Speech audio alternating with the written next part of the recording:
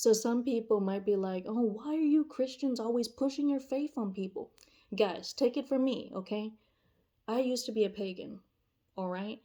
I was raised as far away from the Christian faith as possible.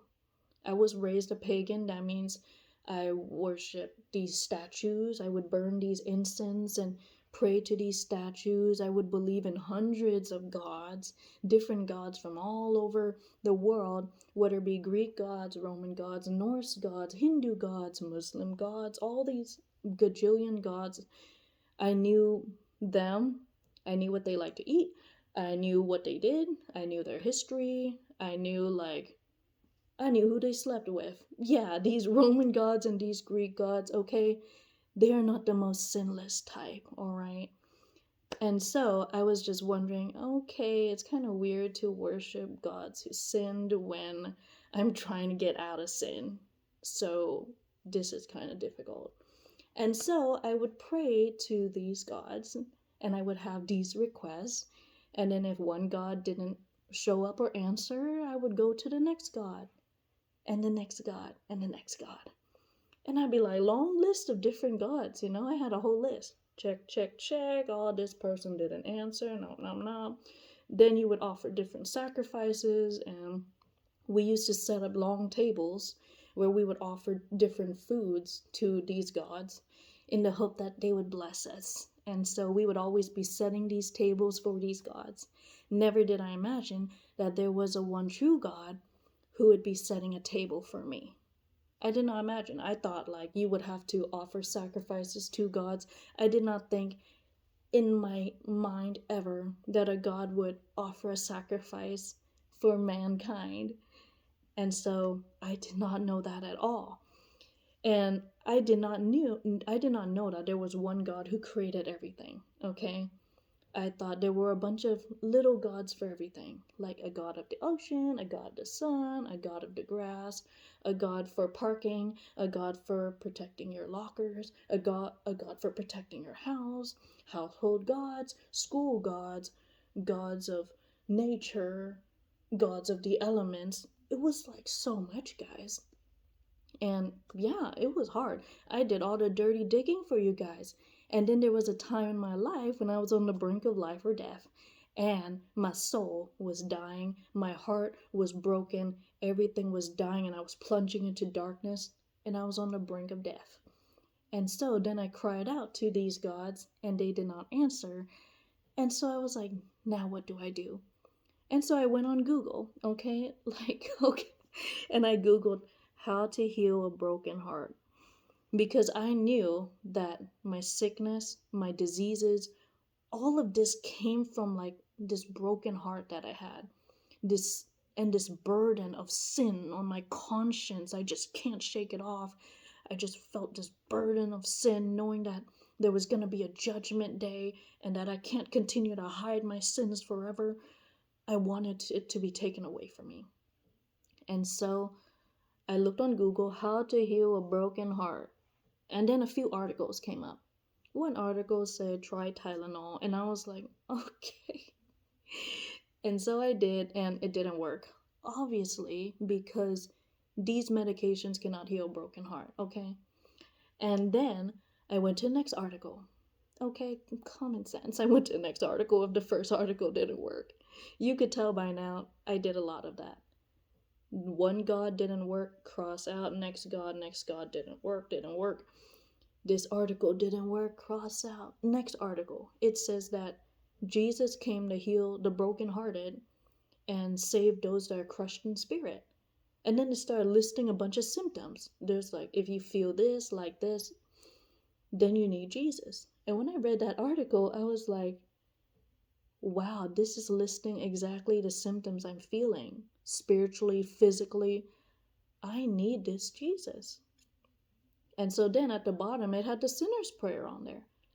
And when I read it, remember, I was really far away from the Christian faith. I did not know what all this was about. And it says, I believe in the Son of God who died on the cross for me and rose again from the dead on the third day. And I was reading it like I was reading another chant, because I read a lot of chants as a Buddhist. we would read a lot of these chants and we would just say it mindlessly. And so I would say it like 3 times, and then I was like, I did not know what I just said. And then I cried out because I was just at the brink of death, you know. There was like nothing left for me. And so I cried out, Jesus, help me. That's it. Like with all my heart. It wasn't like a repetitive prayer. It wasn't a like religious thing at all. It was just a heart crying out for help.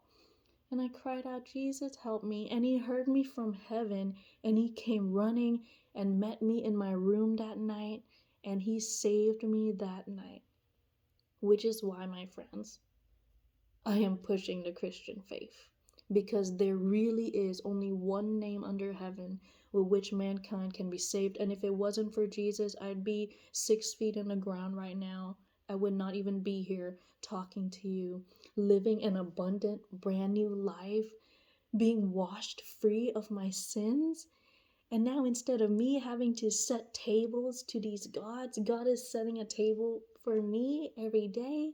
He is nourishing and feeding my hungry soul.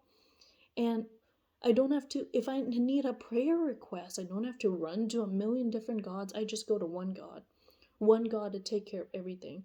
Whenever I need financial help, healing in my body, whether I need guidance or wisdom or anything at all, I go to one name, one God, one source.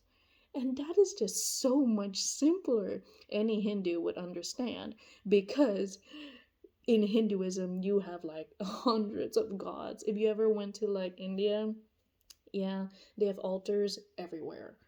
Basically, you offer a sacrifice at this altar. If that god don't answer, you move on to the next god. And it is just a huge pain. Like, just ask any Hindu. It is a lot of work. It is a lot of work, a lot of money, a lot of incense, and a lot of time. And so when I go to Jesus, I have one God now. Just one God who takes care of all my needs, who answers all my prayers. And not just that, he is not just this genie in a bottle that you rub the lamp and he answers your wishes. No way, he's so much more. He is the lover of your soul. All I ever wanted was a God who loves me, who actually loves me. And I never imagined in my life that the God of the universe who created everything, you know? First, I never imagined that there was one God who created everything, because I was like, whoa, who gave that God that much power? You know, like, wait a minute, I thought there was like mini gods for everything. How could there be one God who created everything, you know? And so my brain couldn't comprehend that one God would have that much power. But guess what? This God who has almighty power, he loves me and he saved me. He was willing to bleed on a cross for me, face death, conquer death, hell, and the grave, and rise from the dead on the 3rd day for me. Like, you don't hear many people saying that, but that's how much Jesus loves you. And he loves you also. That's why you're hearing this video. You're watching this video, because I know deep down inside, maybe you're tired of the religion. You're tired of, you just want something real. You want something you can touch. You want something you could see. You want something that actually works. You want not something. You want someone. And Jesus is not a religion, he's a relationship. He is that someone, that love you've been searching for your whole life. So come to Jesus tonight.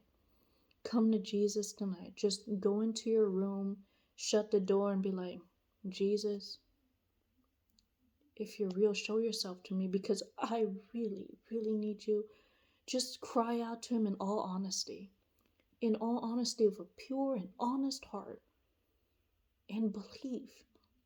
And he will reveal himself to you in a way that only you would understand and know, because he is so personal like that.